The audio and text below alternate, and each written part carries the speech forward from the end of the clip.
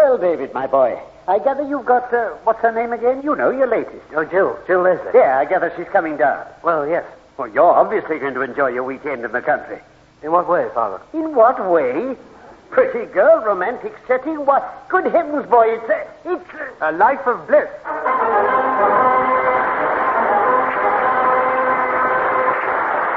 Being the biography of a bachelor, with Diana Churchill, Colin Gordon, Gladys Young, Carlton Hobbs, Harriet Johns, Geoffrey Harrison, Denise Breyer, and Percy Edwards. Scene, the parental home of that shy young character, David Alexander Bliss, known to us as George Cole.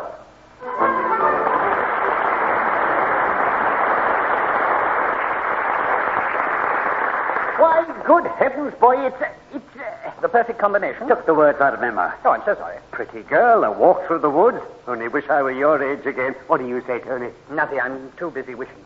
Did you really have to be chaperoned in those days? Me? No, Father. Oh. Always.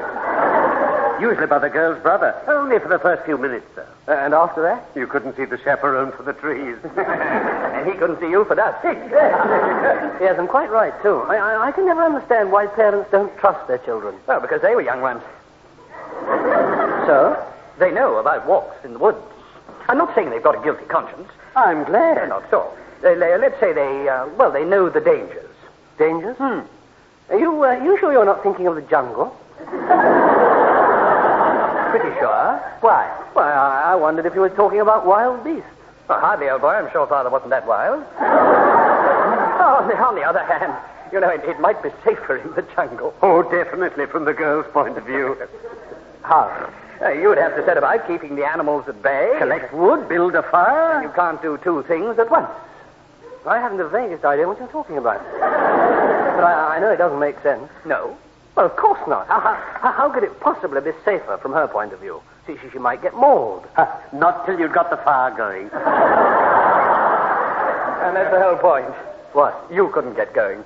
Well, I suppose it makes sense to you, but I don't know where we are. On safari. Yes, and I'm afraid we'll have to camp here for the night. Honestly, I've completely lost track. You'll never get our parents to believe that. They've heard that one before. At last, a landmark. Now, supposing they have, that's no excuse for not believing it. Not in your case, bless your heart. Parents will never have to worry about you. I worry sometimes. No, but seriously, they jolly well ought to trust us. We're their own flesh and blood. No need to rub it in. A tricky problem, actually, and chaperoning's not the answer. You can't keep a check on youth any more than you can... wives can keep a check on husbands. Neatly put. What's more, it's fatal to try. Oh, absolutely. They still do, though. Never stop. Oh, that's not true of all parents. No, but it's horribly true of most wives. Oh, nonsense, Father. So you wait till you're married. You'll see. Arrive home late, and what happens? The moment you come through the door, the inevitable greeting, where have you been? There's no use telling them. Why? Well, they never believe a word you say, unless it's a confession. Well, that hardly applies to mothers. No, I'm talking about wives in general. Yes, and in general, you're right. Incredibly suspicious. Understandably. Meaning? Husbands are suspect. Same thing still applies. Badger a husband and you put him on the defensive. It pays it. Oh, there's the front door. You'd better answer, David. It's probably Jill.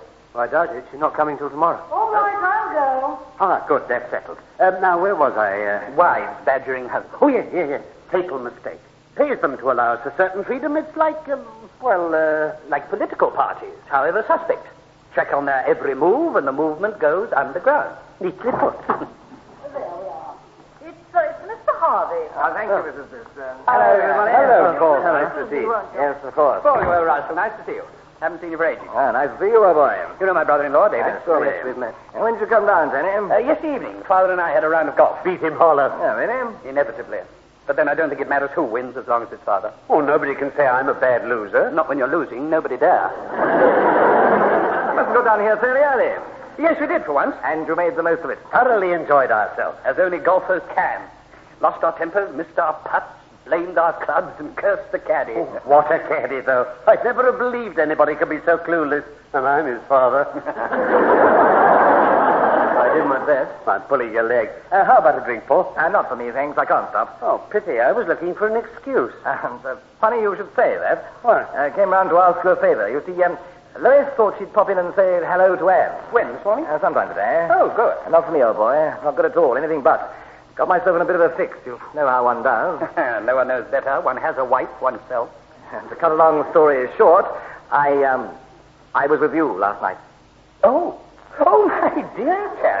Oh, yes, so you were. Now, we bumped into you at the golf club. Tennis club. Oh, yes, of course. Yes, that's the worst of being an athlete. At the tennis club, round about 8:30, wasn't it? 7. You're absolutely right, yes. I remember looking at my watch. 7 it was. It can't have been. Hello, trouble with the caddy? I was with you till long after that. Hand me my putter. David, remember at the third tee, Father asked you to keep your eye on his ball? Oh, yes? That's when we slipped over to the tennis club. Got back. I got back just as it landed. Yes, my driving's improved. Now, don't worry, Paul. You can count on David to be behind you. I'm sorry to get you involved. Oh, nothing to do with you, old man. He's always the same. Sorry, David. I couldn't resist it. I meant you and Mr. Bliss, actually. I didn't say anything about David being there. Still, I might have forgotten to mention it. Easily. I've got a shocking memory myself. Do you know I've even forgotten what time we left you? About 11. Oh, as late as that, eh? Oh. Amazing how time passes when you meet an old friend. Look, we really must foregather soon, have a drink together and whisper over old times. Whisper? That's the sort of times we had. And you called before I was married. Oh, yes, long before. And that brings me back to last night. I wouldn't want you to get the wrong idea about it. Oh, my dear chap, as if we would. Why, what was her name? There was a her. Wow. Hey, complete coincidence, mind you. Unfortunate coincidence, too. Lois and I had a slight tiff. I bowled over to the club. And who do you think was there? Who? Fiona Tempesto boy. Remember her? Oh, I've got a shocking memory. Oh, come now. She's an ex-girlfriend of yours, too. Your name does ring a slight bell. Tall, rather slim. Beautifully slim. Fair hair, almost blonde, lovely complexion, blue eyes, long lashes. Yes, I do remember her vaguely. I haven't seen her for years. Oh, yes, I have, though. In the High Street about 6 months ago. Caught a glimpse of her disappearing in the distance. Well, how on earth did you recognize her? Oh, well, Fiona has a certain hypnotic quality. But you only saw her from behind. David, how does a hypnotist focus your attention? By swinging something from side to side. Same principle. Paul, what's she doing down here? Her parents live here. Oh, so that's who you're talking about. I don't know them to speak to, but I know them by sight. Well, what about Fiona? Have you ever seen her? Tall, you say? Tall and slim, fair hair, almost blonde, blue eyes, lovely complexion. Several times. And you wanted reminding? No. I wanted to hear the description again. You're right, she's quite a looker. I know. That's what makes last night so tricky. It was all perfectly innocent. Naturally. Never convinced Lois of that. You never convinced anyone. And that's why I told her I was with you. Look, I must be off. Jolly grateful. Oh, sure you won't have one for the road? No, I ought to get back. By the way, I told Lois I was going to the post office. But I think you ought to have that drink if you said you were going to the post office. Get back quickly and she's bound to be suspicious. You've talked me into it. Good show. Sherry, couldn't be nicer. Tony? Yeah, might as well. You must think I'm all sorts of a cad. No, we don't think anything of the sort. Lois has always been jealous, and I've never given her the slightest cause.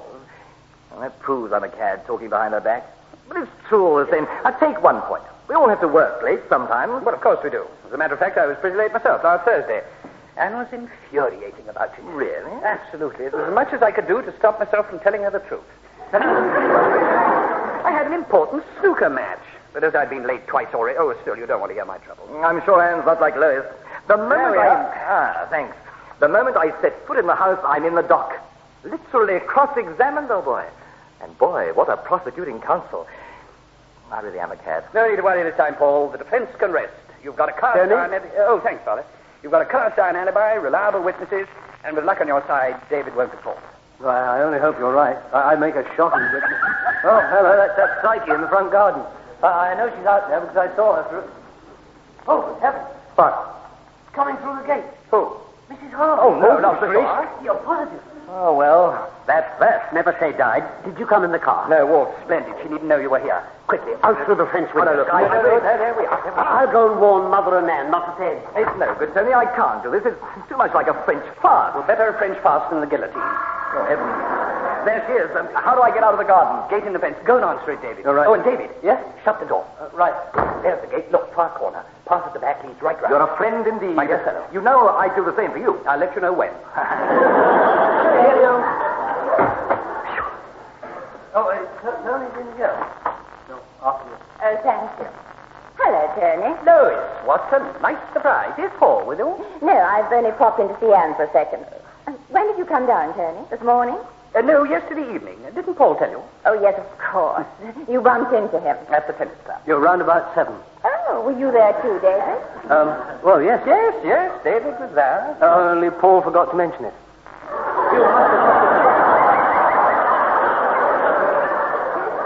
You're right, he must. But how did you know he had? Well, I didn't know. You seem to. Well, you seemed surprised. I was rather. Well, that's how I knew. Ah. That explains it. Oh, jolly good. Next witness? David, old boy, would you go and tell Anne Lois is here? Oh, she already knows. Does she? How? Well, Father went to warn her. Father, he was there as well, you know. Where? At the tennis club. Oh, Lois, I'm terribly sorry. Would you have a sherry? Sounds lovely. You must have got down here fairly early, Tony. When, yes, evening? Yes, we did for once. And you made the most of it. Thoroughly enjoyed ourselves. As only golfers can. Golfers? Oh, only tennis players can. You know, lost their tempers, muffed their service, blamed the racket, and cursed the caddy. The umpire. Cursed the umpire. In that case, I can guess who the players were. Tony and Paul. Am I right? Oh, no. Wrong. Here's Tony and Father. And a fellow at the club. Actually, this was earlier on. There we are, one sherry. Thank you. Why were you left out, David? Left side? Out of the game. Wouldn't they let you play? Oh, good gracious, no. I was only caddying. Umpiring. Umpiring. I can't say I envy you. It's such a thankless job. Oh, it is rather. Tiring, too. You have to walk so far. Oh, miles. As a tennis umpire? Oh, up and down the steps. I'm sorry I shouldn't tease you, but I couldn't be more mystified. That's not unusual when you're talking to David. That's very unkind. Oh, but absolutely true. Just to clear up the mystery, which was it, tennis or golf? Tennis. You're sure? Positive. And I was the caddy.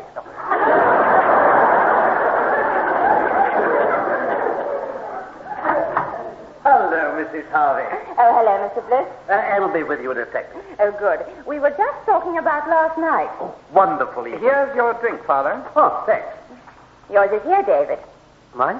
Your sherry. Hardly touched. Oh, no, that's not mine. That was Paul. Poured out by mistake. A silly mistake, too. I'm sorry, but I couldn't be more suspicious. You know what I think? What? I think Paul's been here this morning.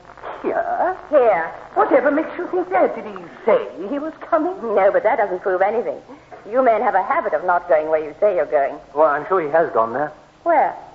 Wherever he said he was going. Where was that? No. You don't trip me up that easily. He didn't say.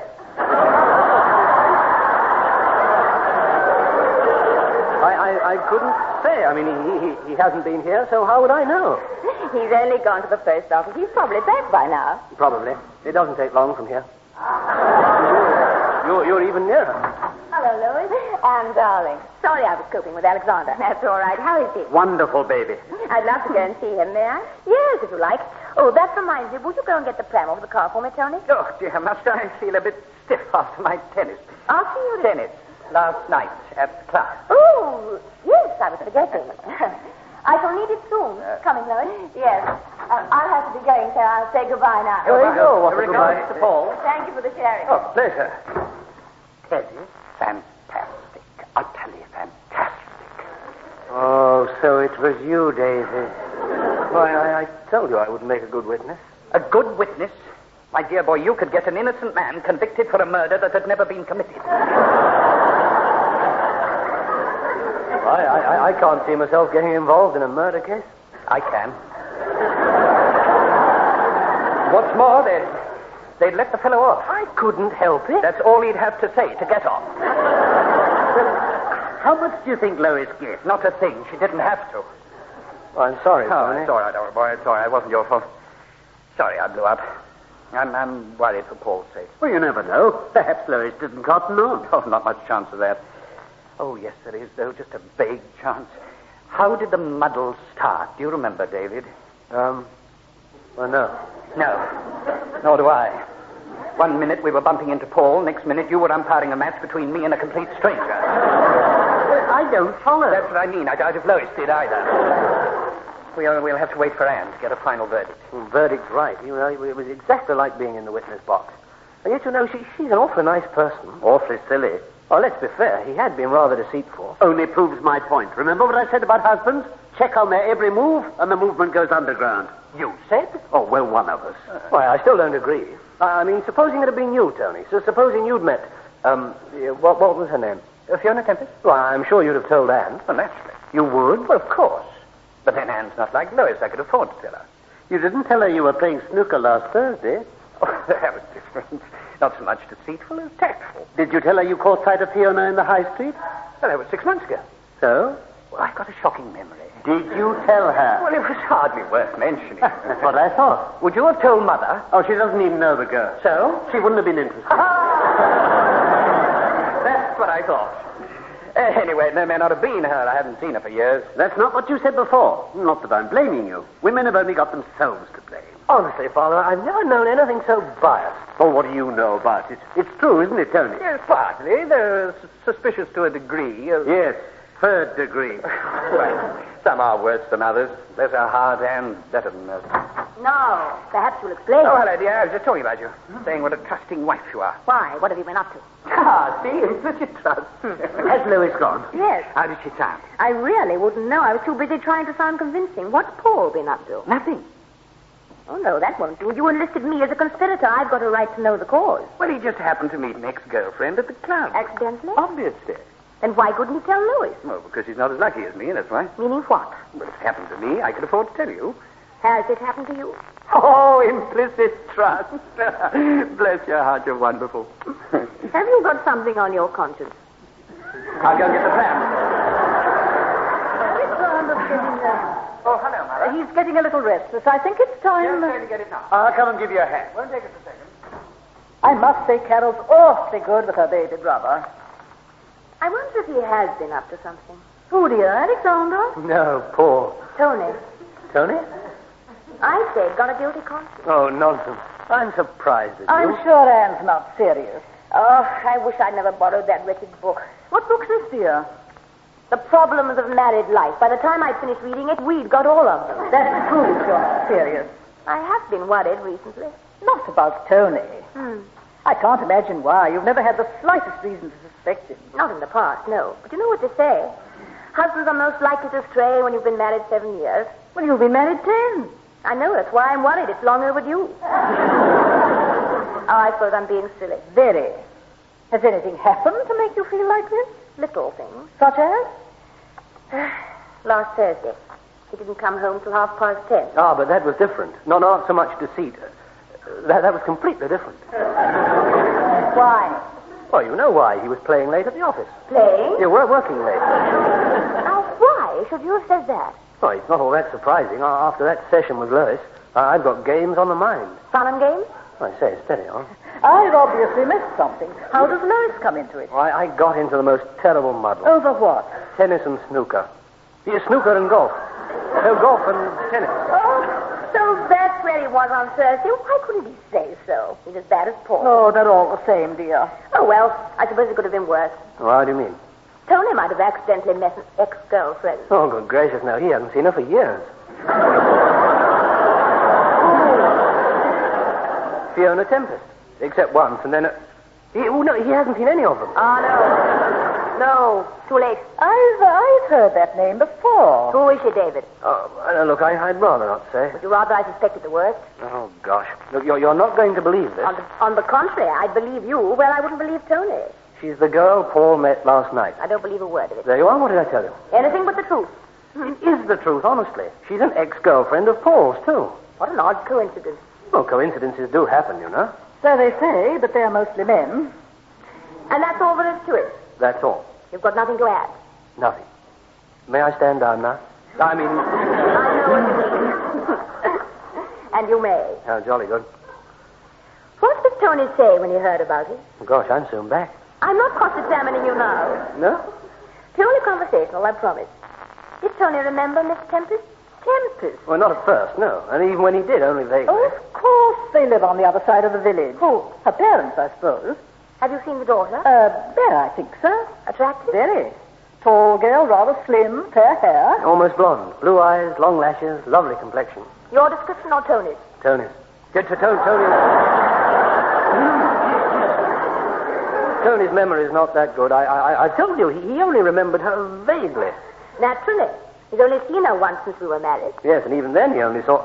How did you know? You told me. I did? Started to. Tony's right. I could get an innocent man convicted for a murder that was never committed. Well, there's no chance in you being involved in a murder case, surely. Every chance. And I'm sure they'll let Tony off. That's more than I'm going to do. When did he... Oh, dear, there's Alexander. I'll go. Oh, thank you, Mother. That's all right. I'm sure you want to talk to David. Now then, when did Tony meet her? About 6 months ago in the High Street, he caught a glimpse of her disappearing in the distance. Disappearing in the distance.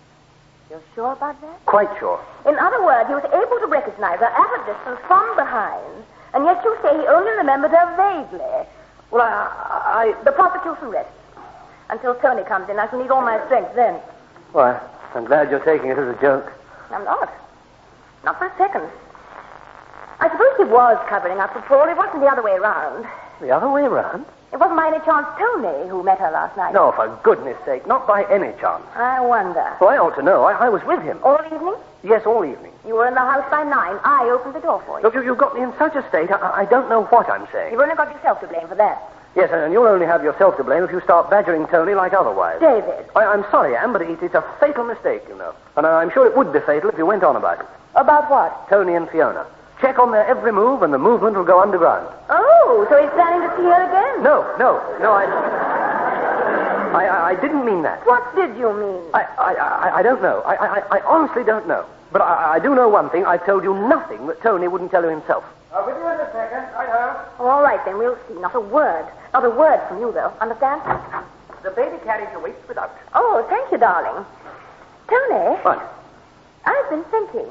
I've got a feeling Lois does suspect something. Oh, dear, does she? I'm afraid so. Oh, I say, poor old Paul. She asked about somebody called Fiona Tempest. Did she indeed? I suppose that's the girl he met last night. Yes. Have you ever met her? Well, yes, years ago. What's she like? Oh, I've got a shocking memory. Perhaps I can help. Can you? Yes, Mother happens to have seen her. She's tall and slim. Tall and slim. Yes, I do remember her vaguely. Fair hair, almost blonde, blue eyes, long lashes, lovely complexion. She's an ex-girlfriend of yours. You saw her in the High Street 6 months ago, and I couldn't be angrier.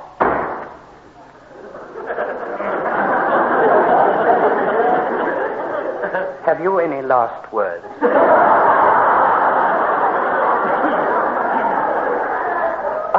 I couldn't help it. That's all I'll have to say to get out.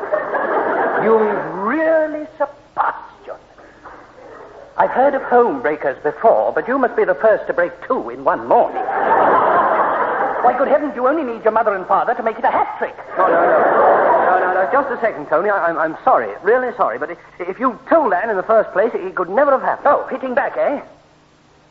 Well, good for you. And good for me, too. Just what I needed. Well, I'm sorry. No, I deserved every word of it. I'd better go and apologize to Anne while I'm in a penitent mood. I take it that's all you told her? Yes. Splendid. Oh, no. Snooker last Thursday? Yes. Oh, well, never mind. Why, I seem to have spoiled the whole weekend. No, don't be silly. Tomorrow's another day. Jill will be here and everything in the woods will be lovely. It'll all have blown over by then. Hello, you. You're just in time. Go on, in you go. Your master needs cheering up. Nothing, really. It's just been one of those mornings. Well, no wonder people talk to their dogs. It's so much safer.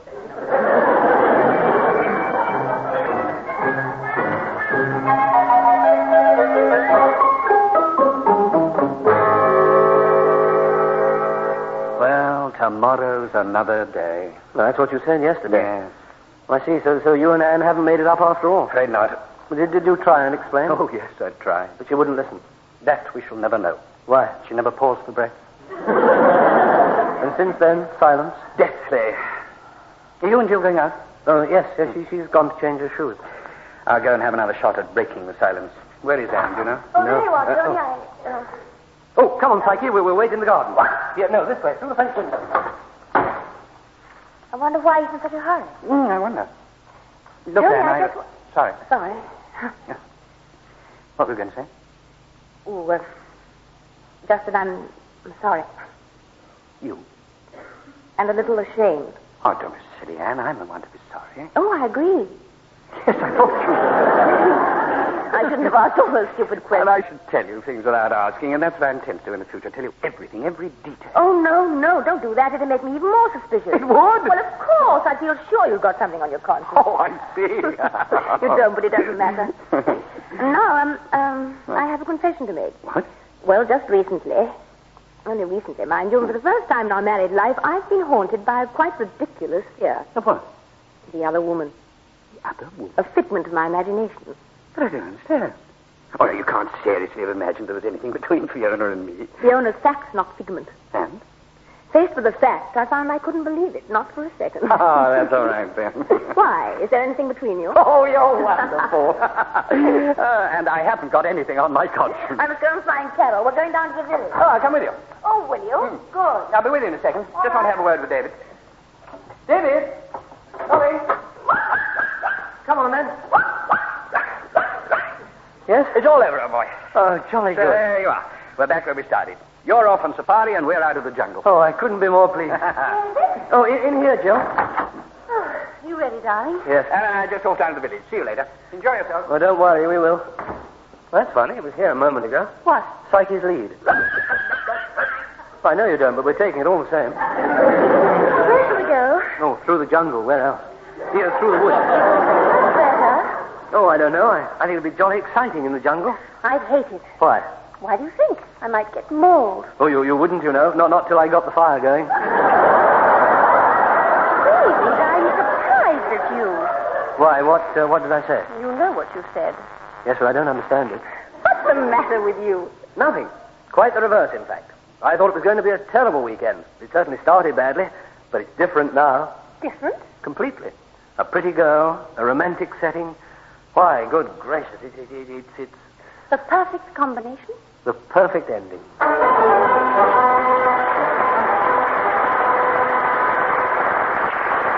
That was A Life of Bliss. The artist taking part were David Bliss, George Cole, Anne Fellows, Diana Churchill, Tony Fellows, Colin Gordon, Psyche the dog, Percy Edwards, Mrs. Bliss, Gladys Young, Mr. Bliss, Carlton Hobbs, Lois Harvey, Harriet Johns, Paul Harvey, Godfrey Harrison, Jill Leslie, Denise Breyer.